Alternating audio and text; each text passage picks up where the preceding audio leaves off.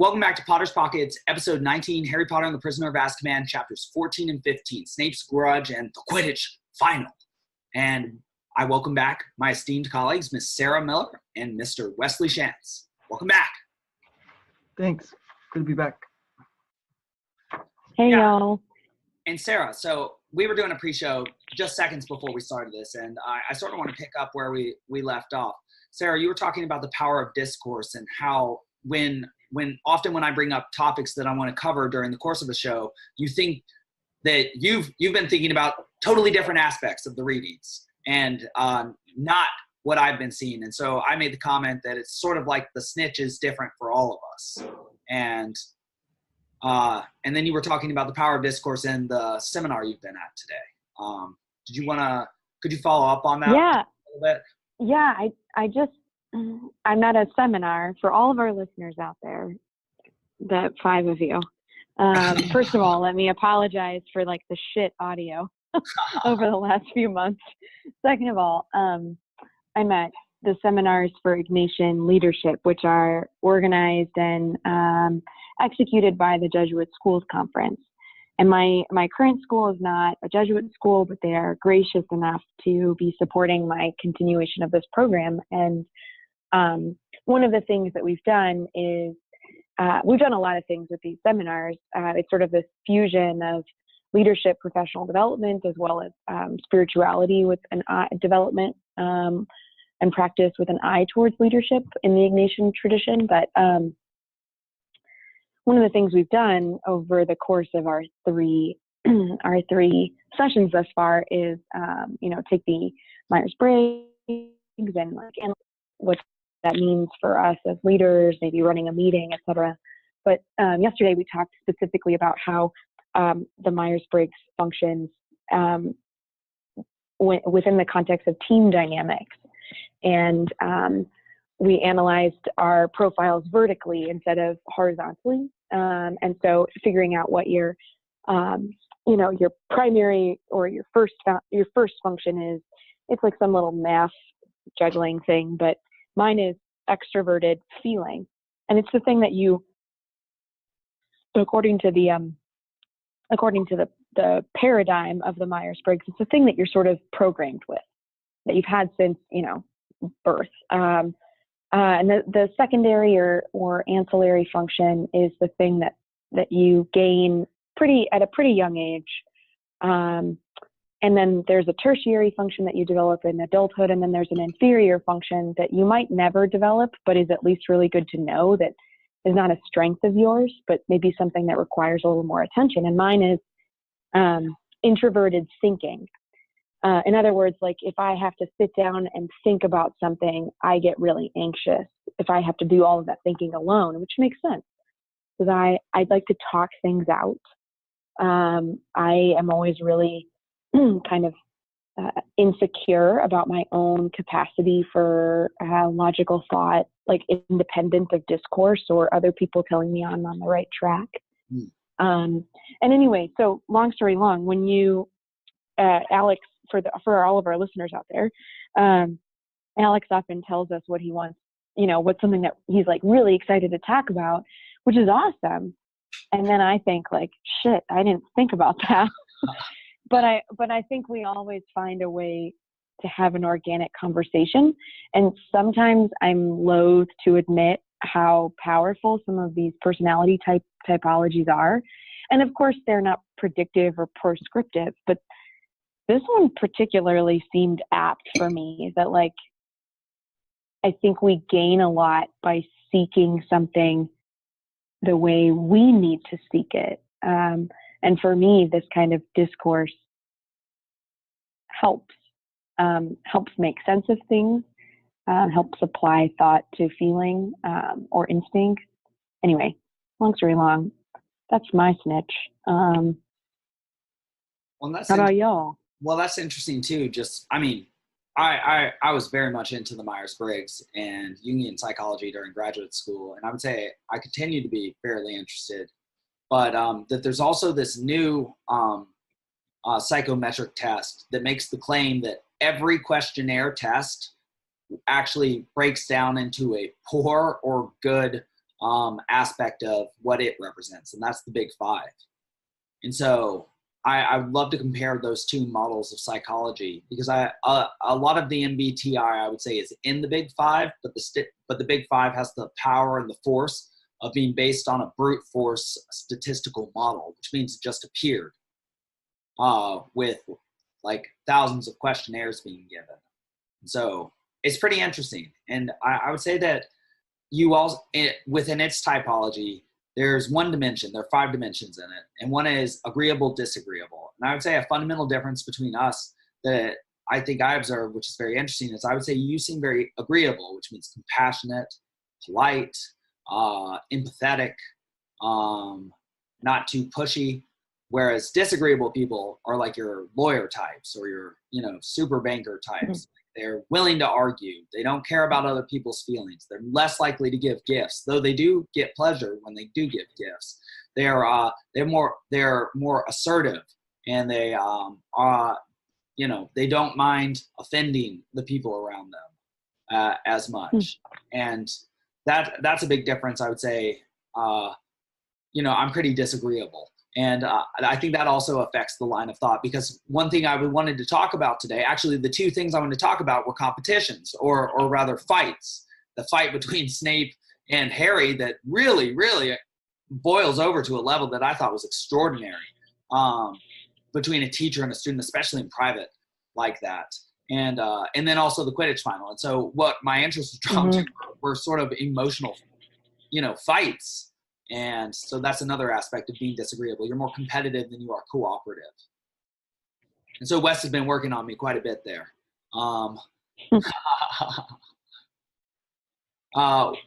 Wes, what do you think about all this? I know we've started off on sort of an odd, but I think fruitful and interesting note.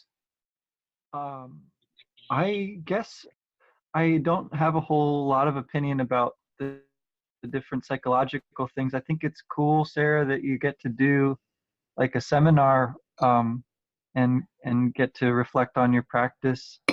And Alex, I think it's cool that you've been recording a bunch of your lectures and putting them up on your podcast. I started listening to those. I think it's really awesome resource to have. And I do hope that our 5 or however many listeners there are out there are able to kind of like, find bits and pieces of this various stuff that appeals to them. Like, they find something rewarding or interesting or whatever.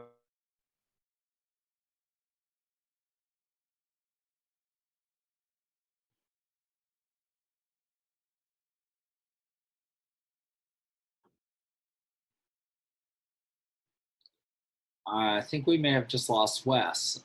Sarah, I'm still here. I think we lost Wes. All right, he disapparated for a moment. All right, and we're back. So,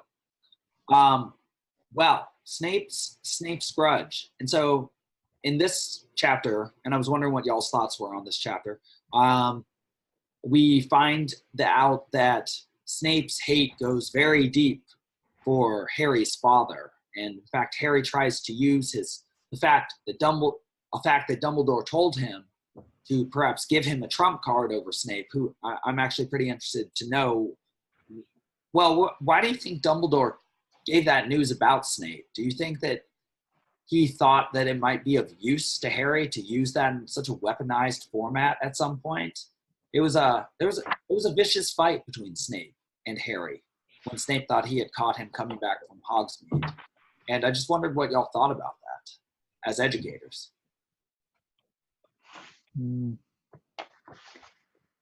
It's always a tricky thing to have to call a student out on something where they are just baldly lying to you, because that can potentially be really negative for your relationship, obviously. But then again, you sort of have to, put your foot down at a certain point and say, like, the words you're saying are not corresponding to reality anymore. And you're the authority now. So, as much as you might have like bad memories of teachers sitting you down and telling you to be quiet and listen because they're in charge. Well, now that the tables have turned, now you're the teacher, right? And And like, that's kind of what I come back to as Snape, is he, for so long, was that one who getting bullied. And so that's kind of how he became the bully. Hmm. He is.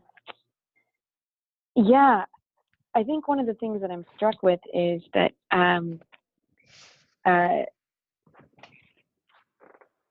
it seems like I got the vibe this time reading the chapter that Snape knows what the piece of parchment is, and because he made a comment, something about directly from the manufacturers. Like, it's almost as though he knows what each of those 4 names mean. Did either of you get that sense? That he knows a lot more about what's going on than Harry is willing to admit, or than, quite frankly, he is willing to admit. You know, he doesn't say, "I know that this belonged to your father," and he doesn't even say what it was that was the highly amusing joke that could have resulted in his death. Though I think we eventually find out what that was maybe in this book, but maybe in the 5th book too, or given some more shape to that. But like, he knows, and maybe he recognizes the insults that each of those 4 map writers offers him: the large nose, ugly git, idiot, and, you know, his slimy hair. Like, those must have been things that were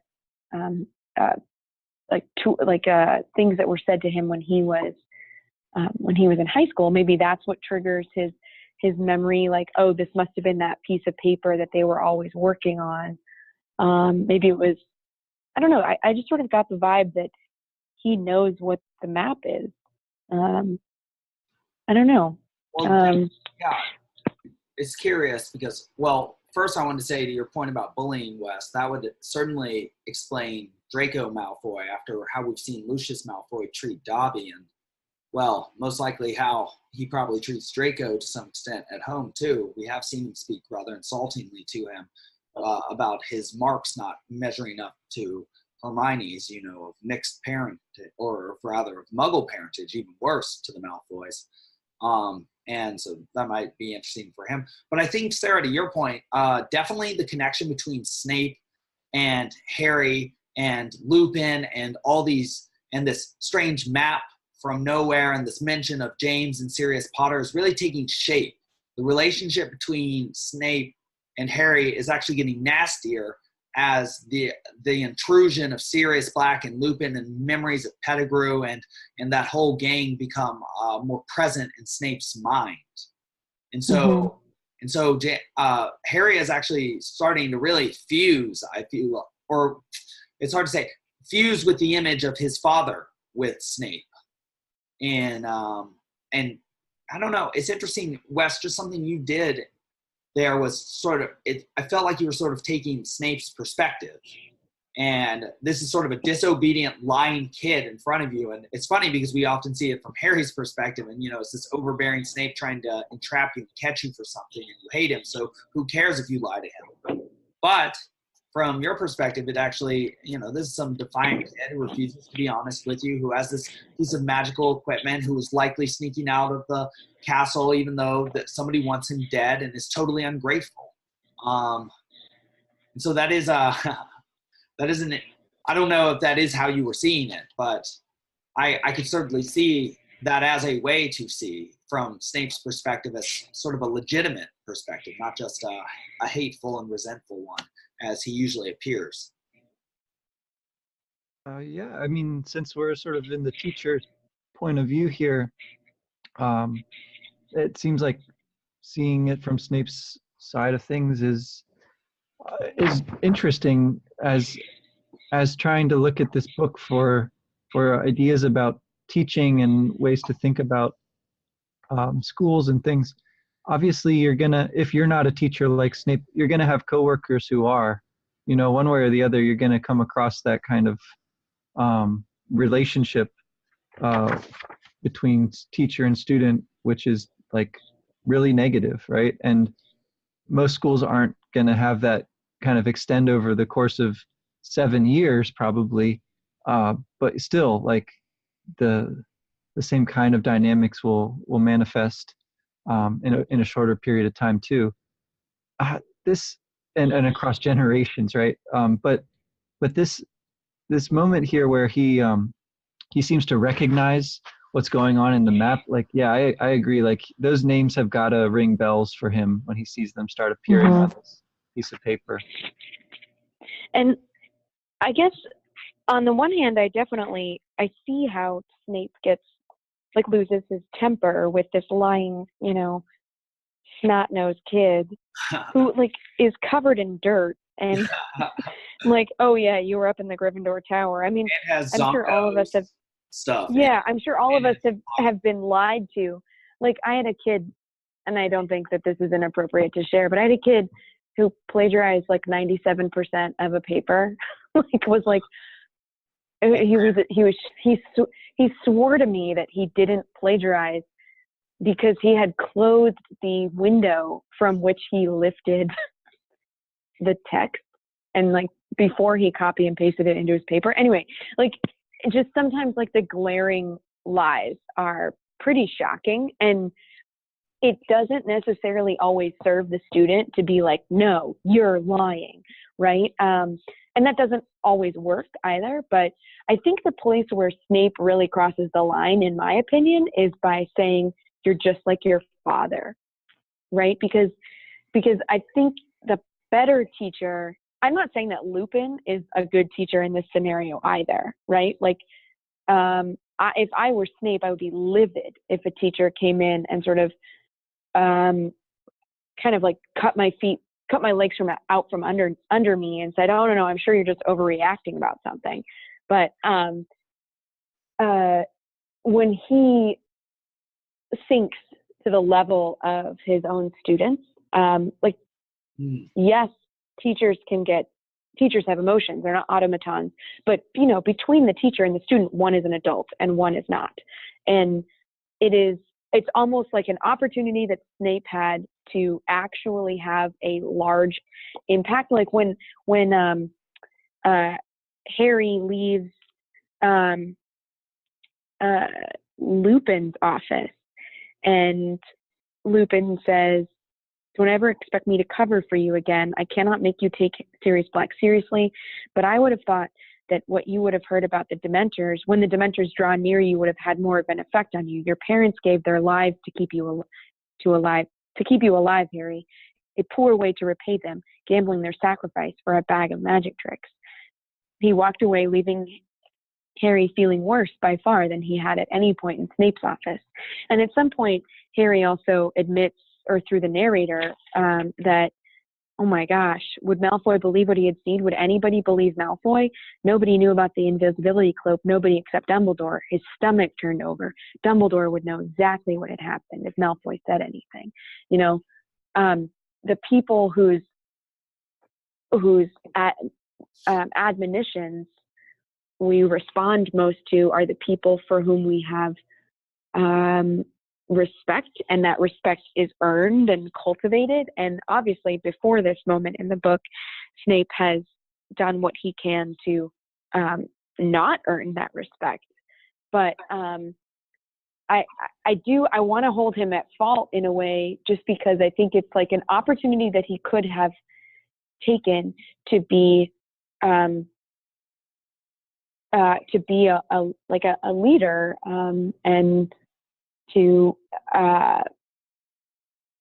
be a better example. I think Snape could have reacted differently and had a greater impact on Harry. But the irony that, I guess, and maybe not irony, but the foreshadowing in the event that got him in trouble was mudslinging, is exactly what, that's the metaphoric name for what the two do to each other, which is just, throw mud in each other's faces in the form of insult.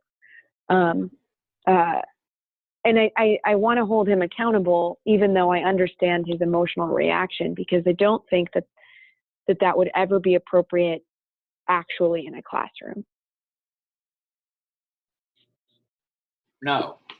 And well, I'm just trying to look at this bit right now, but well, yeah, especially I think it's interesting how you said that Lupin cuts the feet out from under Snape, and that's an inappropriate move from the perspective of collegiality, and that's sort of something that Lupin would have done for one of his friends when he was a student, but now he's a teacher, and so that's sort of an immature thing for him to do to cover, like a student would do for another student, using their little student code.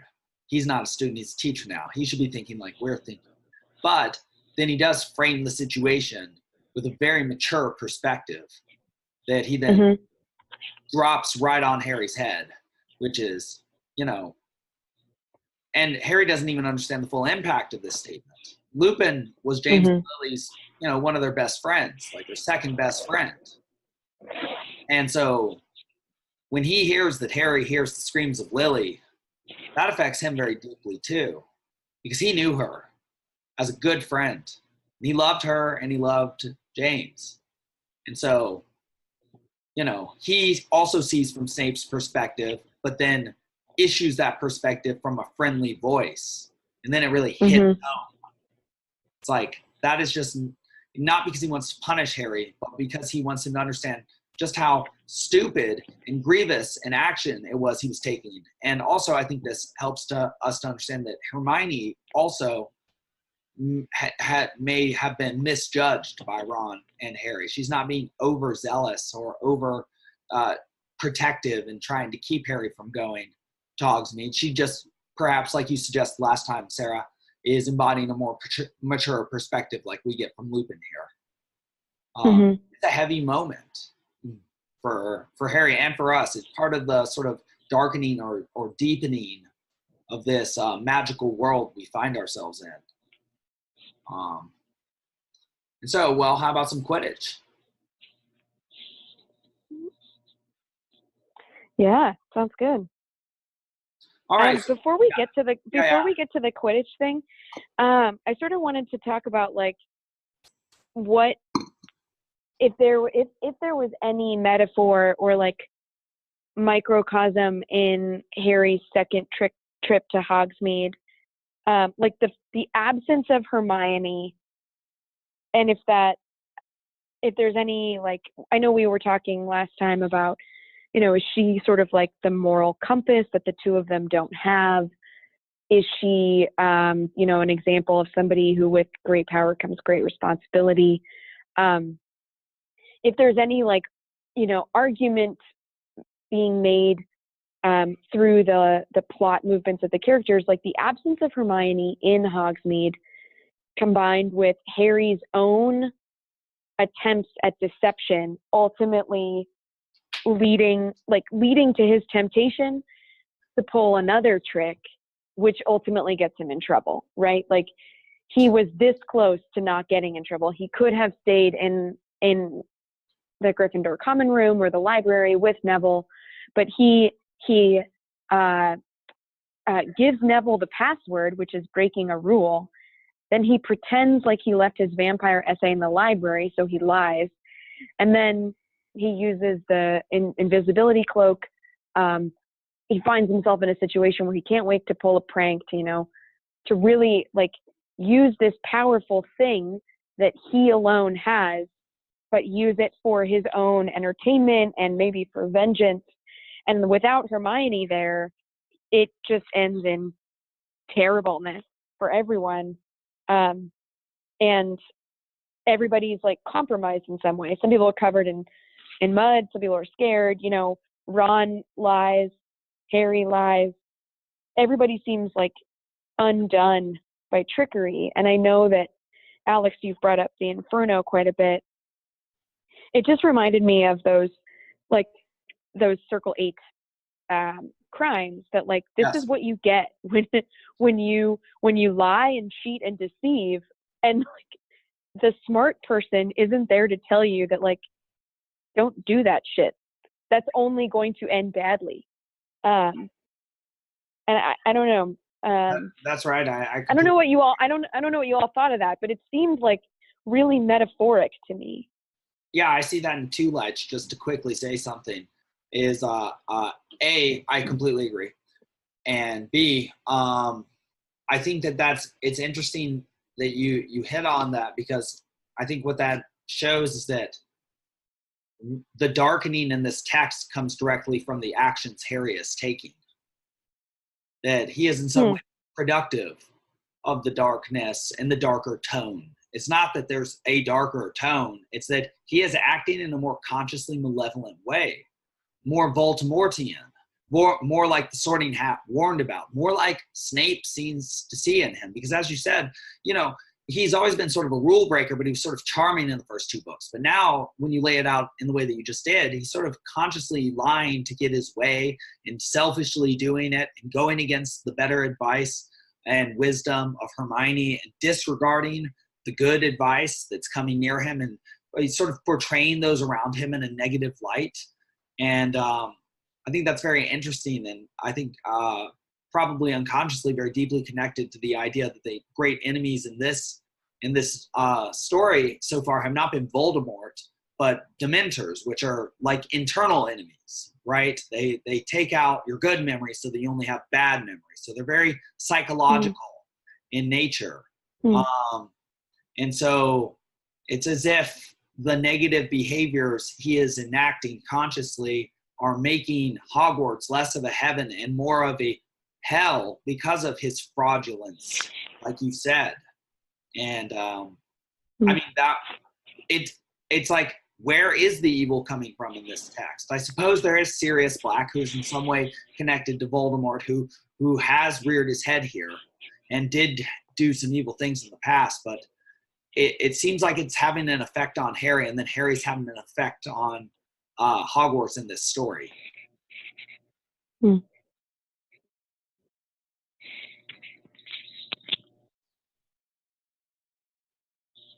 Yeah. Or yeah. I just Wes, did you want to chime in?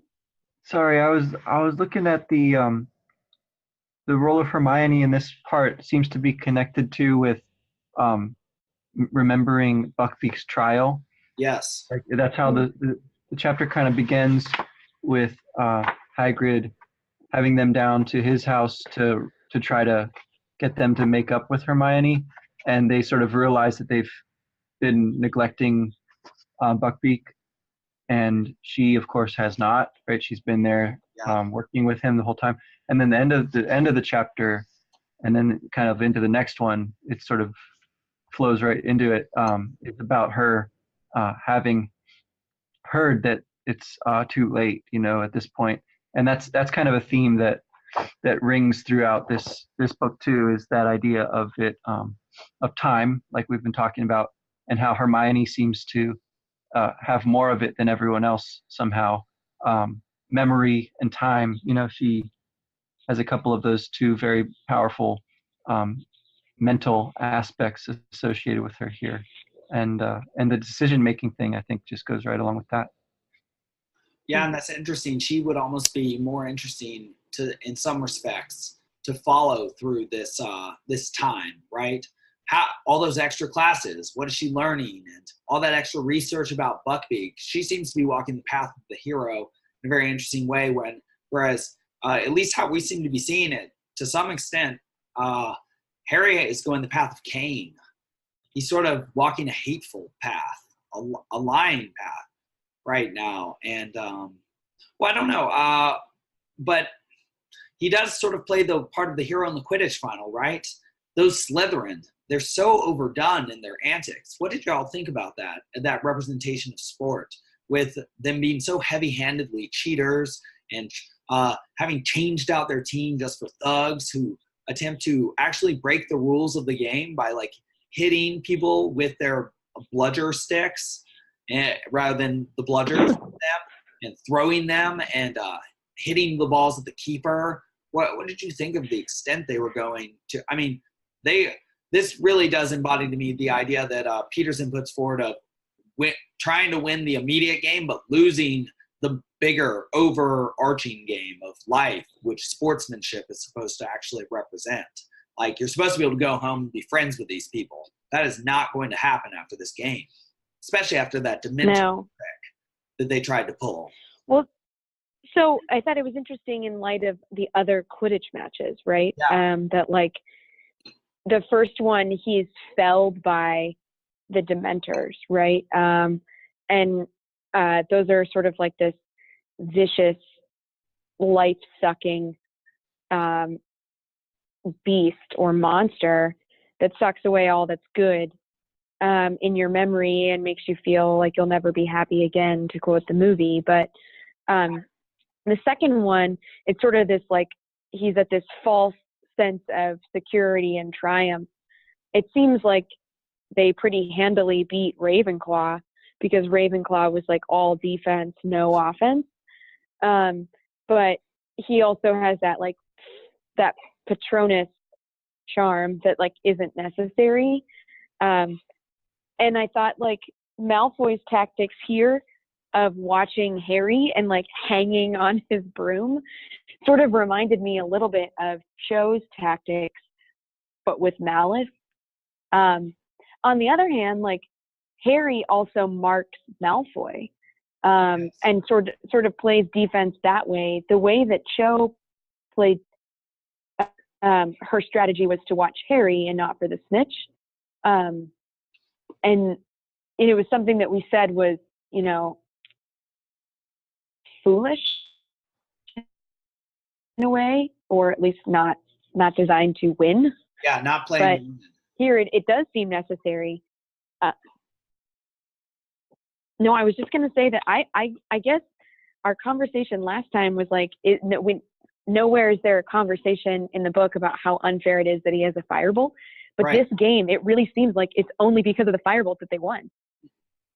I was noticing that, and I wanted to bring it up, but we didn't really think that much about that question last time, so I didn't want to bring it up because probably I care about that so much because I'm disagreeable, and so an unfair advantage to me is like the worst thing in the world, or something that I would want to immediately address. I can't understand is that how good the firebolt is, that even Lucius Malfoy can't get at least one of them for this team that he bought a whole Nimbus 2001 suite for? It's like, how incredible is this broom? And yeah, he beats out Malfoy from like way behind him just because his firebolt is way stronger, which I don't know if it's supposed to be a metaphor for like his goodwill, his benevolence, and how that beats out little negative, creepy Malfoy. He is only initially beat to the mad dash for the snitch because he went to save Angelina, right? Like, so he abandoned his strategy had been to just mark Malfoy, right? And like kind of get between him and the snitch. And he abandoned that when he saw that literally every other member of Slytherin was going to bombard her.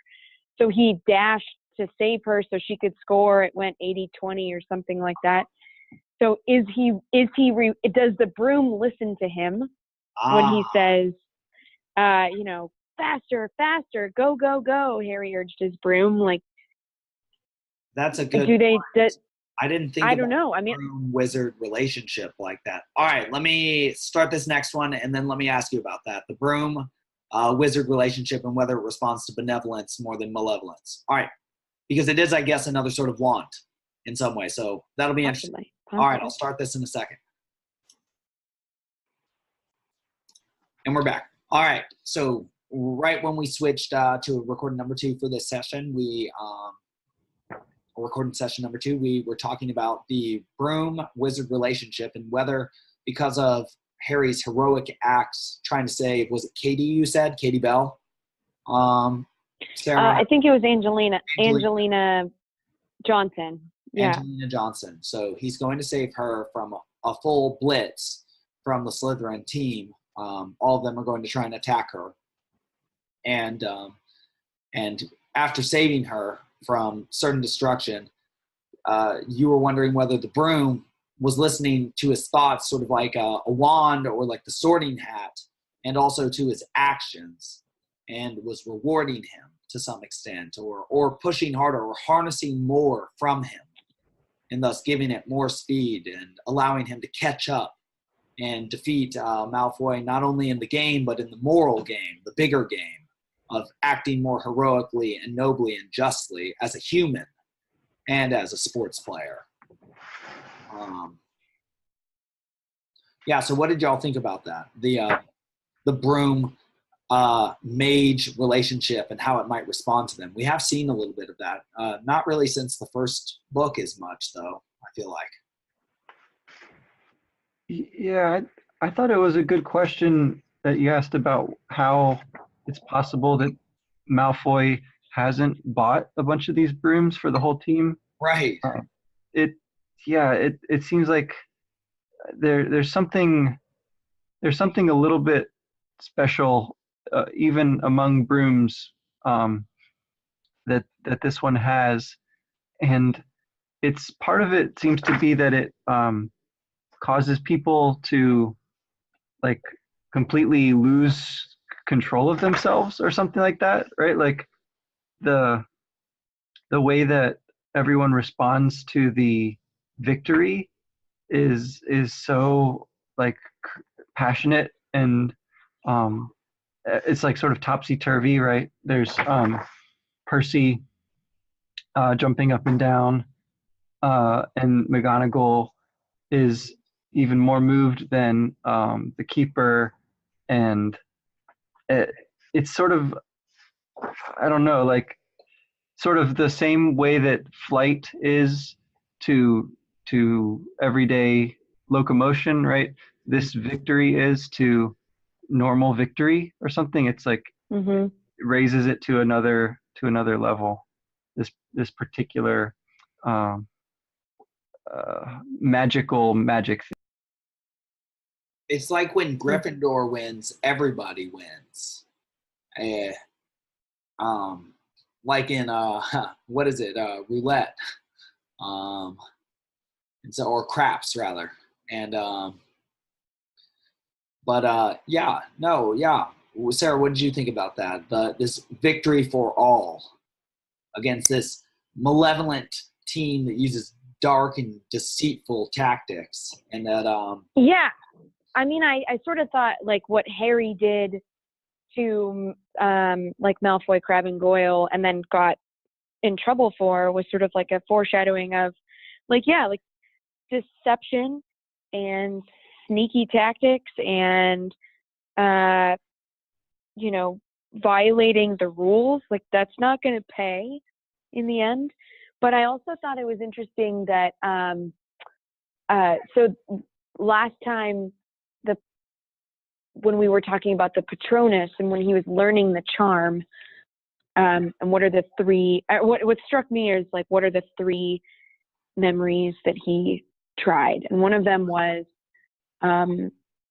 flying, and one of them was Gryffindor winning the House Cup, and the third one was being told he was a wizard and that he belonged somewhere.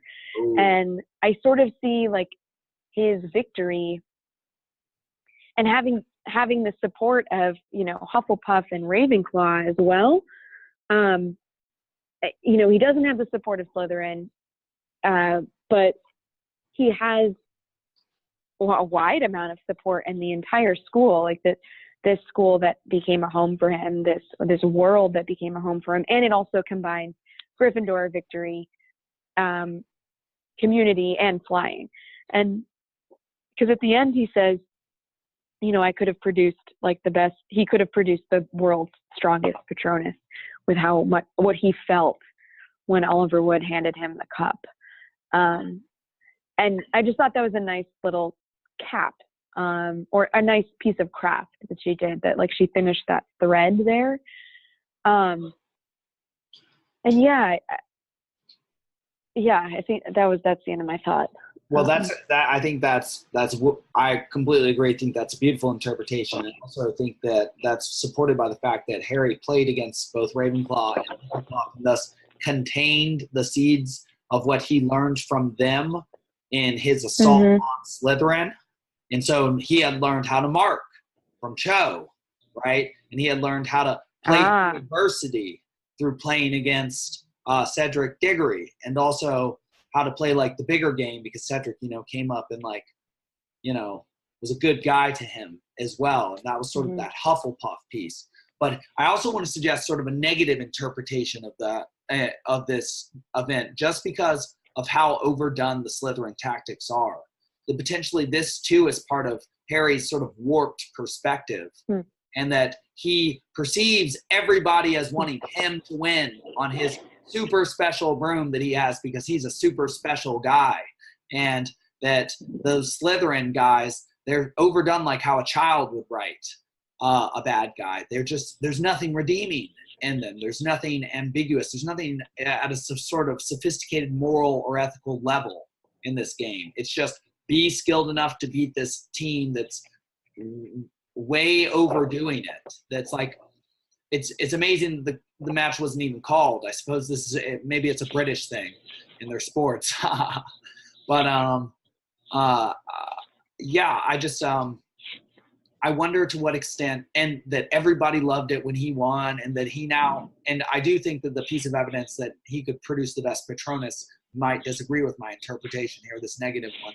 But it's almost as if it's how a child would interpret the path of the hero in a simplistic sort of, I'm the best, I'm the hero, and you're like this evil, deceitful villain, and it's just that obvious. Whether the situation isn't painted quite as truly as Harry, or as it's represented from his perspective. I don't know. What did you guys think? I mean, what do you think of that? That seems pretty like valid, especially if you're thinking of it in terms of the bigger game, and in terms of Buckbeak losing the trial, right? That's one of the other elements that's sort of topsy-turvy at the end, is that Hagrid is excited to tell Buckbeak that they've won. It's a touching kind of moment, but at the same time, it seems to be like losing sight of the larger problem, right? Like this cup is somehow standing in for all of the other things that one might have wanted, or like you said, all those various happy memories sort of like coalesce into this one. But there's so much else that's still wrong, right? In a world where Buckbeak gets sentenced to death because Lucius Malfoy says so, basically. Right. Yeah, and so like you can narrow your perspective sufficiently to see this as the great be-all end-all moment, but that's like such a, I think a childish is a fair word for it, or at least small, petty kind of way of seeing things. Yeah, I mean, it is interesting, and I didn't even think as deeply as I should have about the Buckbeak fact, right? That's what Hermione's been working on. And Hagrid has been so understanding in two different moments where he said, oh, I saw you playing Quidditch the whole time, even though Hermione was helping me and she said you would help me, but you didn't help me. And then saying, oh, Buckbeak will be happy, of course, with the knowledge that Buckbeak has been sentenced to death. And so it's like, that's sort of a lukewarm thing to say, right? It's like, it's sort of sweet, or it's sort of like, I'm glad you got the thing you wanted, even though my friend is going to die unjustly. Yeah, and I guess I'll add in that I really am unimpressed with Ron, because like Harry may have been practicing Quidditch all the time. Where was Ron? Like he could. I was wondering that myself. What was he doing that kept? It was his fight with Hermione that kept him from, saving Buckbeak or working to save Buckbeak. And, of all of the three, who's the one who has a connection at the ministry that could have been leveraged? It's his dad. And I guess I've felt like this for a while now, that like I do find him unimpressive. Like his moral compass is underdeveloped. He's a little chippy. And I got to admit, like when Hermione like drops everything and hugs him at the beginning of this Quidditch Final chapter, I was like, what? Come on, girl. Like all he had to do was like show a little bit of compassion for Buckbeak, and you had to be tired, and all of a sudden you're going to forgive him for being nasty. And anyway, I think if I were her, she's beaten down, so she'll settle for just having. Yeah, but right. And so I just thought, like, if I were her girlfriend, I would say I would have words with her.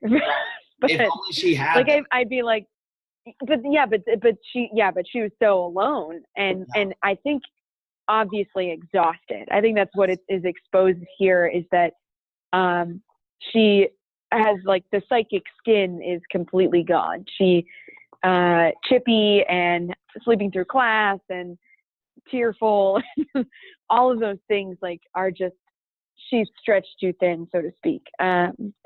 But yeah, and getting zero support I guess from her friends, and so she's. I guess so. Yeah, Wes, you said that, like, maybe it's a little childish. I think, like, Harry's explosion at Snape is childish. It's kind of like the way a child would mouth off to a parent.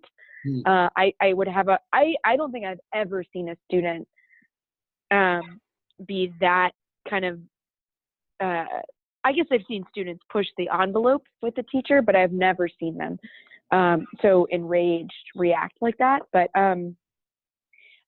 what he does to Crabbe and Goyle and Malfoy is totally petulant as well. So what if, I mean, maybe it's a way of indicating, like, the childlike nature of how they see the world and how they see wins and losses, how they view means and ends, or heroes and villains.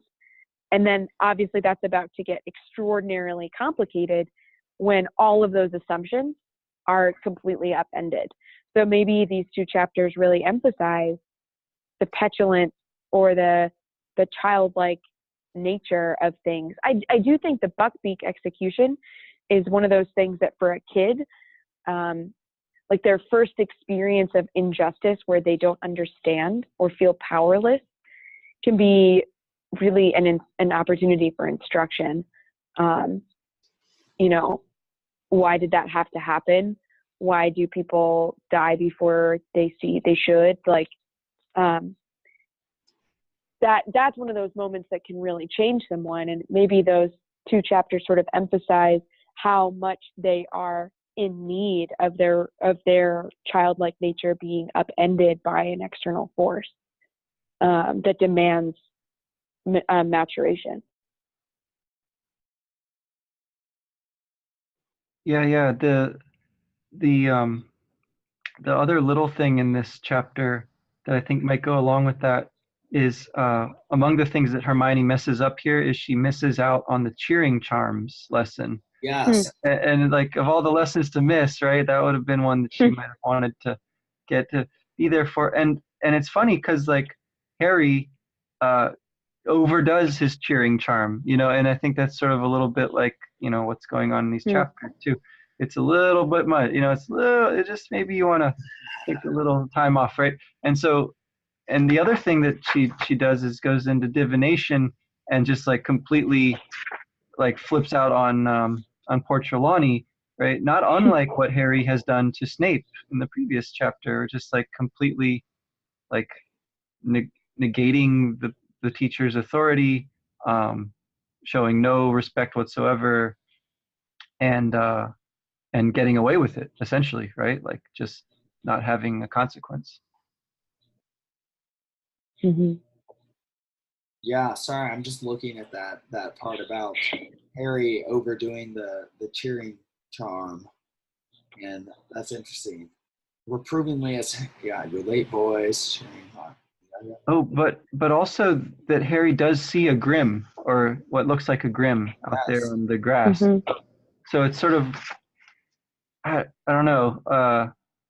Hermione is maybe, again, you know, and as we'll see this in the next chapter, maybe jumping to some conclusions here with respect to Trelawney. So. Right, and I forget whether. Well, was it the Grim, or was it the Gryffindor Quidditch victory? Because all she says is, "My dear, stalking towards you, growing ever closer." You know. So I mean, I think we're supposed to assume it was the Grim, but what if Hermione just, like, she loses it for no reason? I don't know. That's just an alternative way of looking at it. I'm sure it actually meant the Grim. I was just being cantankerous. That is interesting, just from the perspective that the person she loses her temper on is also the person she least respects the authority of. And I think that's also true of Harry as well, because he thinks of, I think, Snape in sort of a Thomas Aquinas sort of unjust authority way, and so does not recognize him as an authority, so treats him like a peer, sort of like how Lupin is treating him as a peer. And so just to bring up Dante, it's interesting to what extent that is a negative representation in this text of what is positively represented between Virgil and Dante during the Purgatorio, where Virgil will start to be questioned by Dante. Dante will actually rib at him about the fact that he wrote in the Aeneid about prayers being ineffective, whereas actually it happens to be the case in this Purgatorio that prayers do speed one up the mountain of purgatory. And so he's correcting his teacher and thus becoming more a colleague than a teacher. And so whereas Harry is sort of assuming that he can act like a colleague, and I think thus proving Snape correct that he is like his father in that way, what Dante does is actually become like the master, who he will at some point embody and surpass. I'm wondering what y'all think about that, but I also think we should close pretty soon here so that we can get back to rest so we can make the magic keep happening.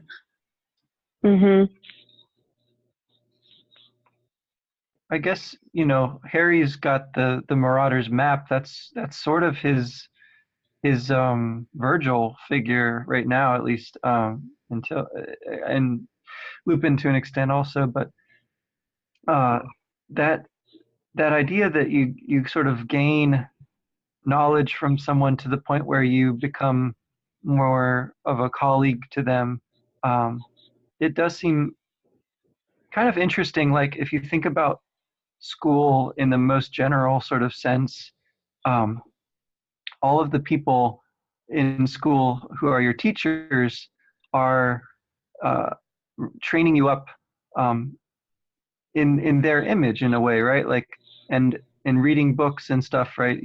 Or looking at a Marauders map to get guidance from that. You're getting it in a particular in terms of language, in terms of book learning, I guess I'd say, right? Like the whole series is framed in terms of school. This is just something I was like thinking about a little bit, and what kind of an effect that has versus other kinds of learning that you might have, right? Like more experiential learning outside of school, how that would look differently. And I think that, what Dante does in the comedy is to take his book learning and then sort of like make it embrace the entire world, which is really cool. It's something that I always wanted. I always wanted there to be a year when Harry and his friends go on a study abroad, like they leave the school and do something. And I guess the seventh book is kind of like that, but I don't know.